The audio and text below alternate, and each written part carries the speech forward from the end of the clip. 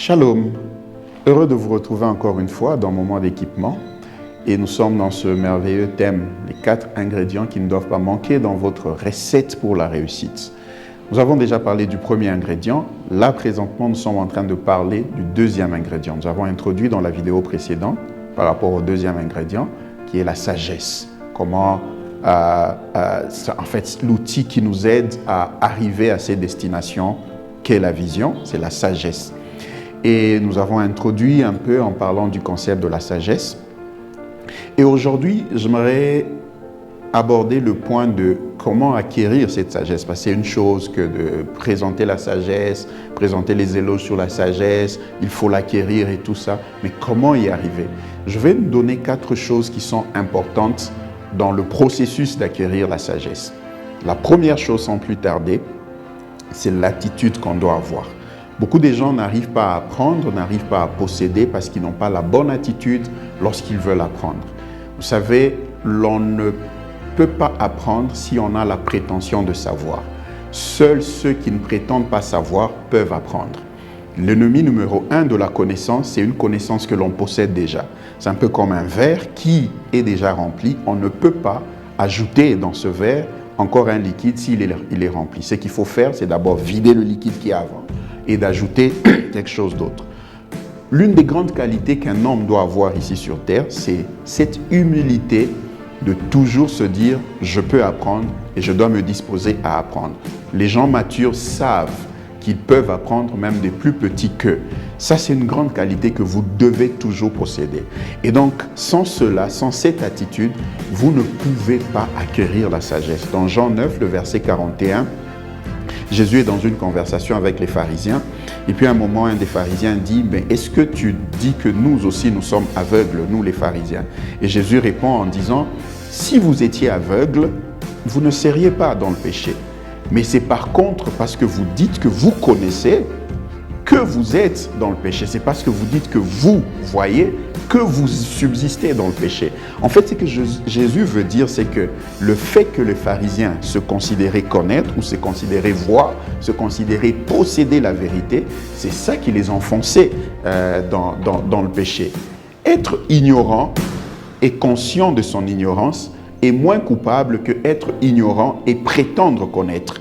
Et donc, la première chose qui est importante lorsque l'on veut acquérir la sagesse, c'est toujours avoir cette attitude d'apprendre, se disposer à recevoir de n'importe qui, se considérer que, quel que soit le niveau que j'ai, je suis encore ouvert pour apprendre.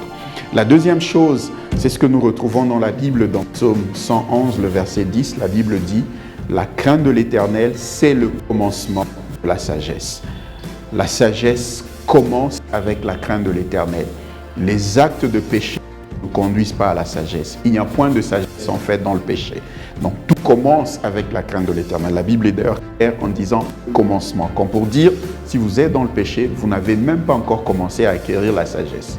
La troisième chose qu'il faut avoir pour acquérir la sagesse, c'est ce que nous trouvons dans Proverbes chapitre 13, le verset 20. La Bible dit que celui qui marche avec les sages, il devient lui-même aussi sage.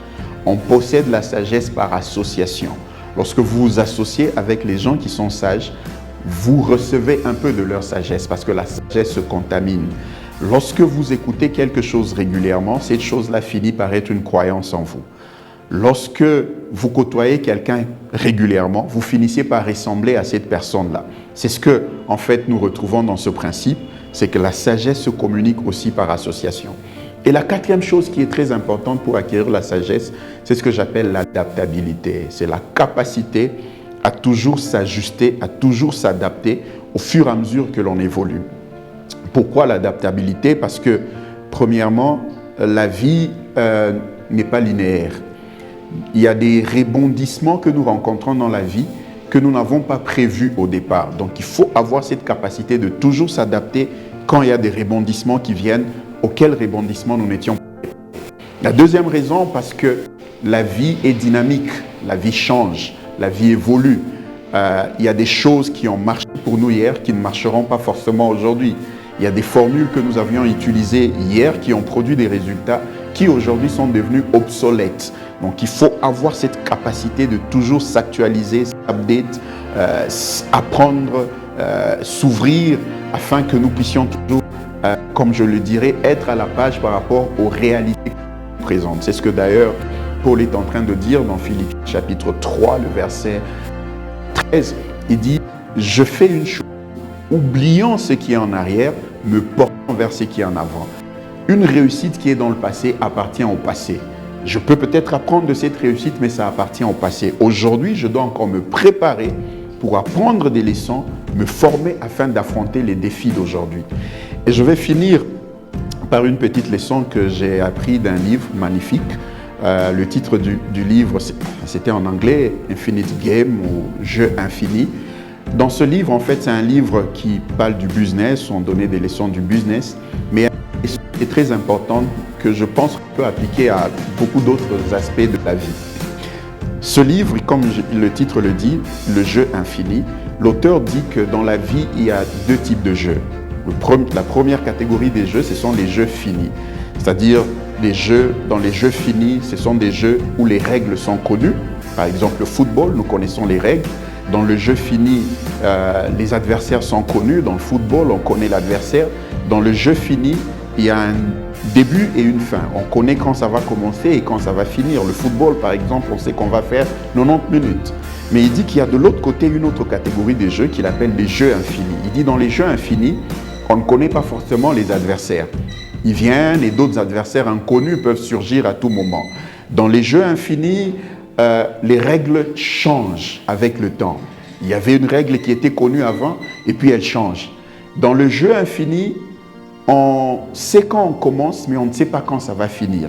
Et d'ailleurs, le but du jeu fini, c'est de gagner, mais il dit le but du jeu infini, c'est de survivre, de rester dans le game, de ne pas être abandonné ou décalé, de rester toujours dans le jeu aussi longtemps que le jeu évolue. Et il dit justement, le business, par exemple, c'est un jeu infini parce que quand on vient dans le business, ce n'est pas que pour faire un gain maintenant et s'oublier. Non, il faut se maintenir dans le business aussi longtemps que les années passent.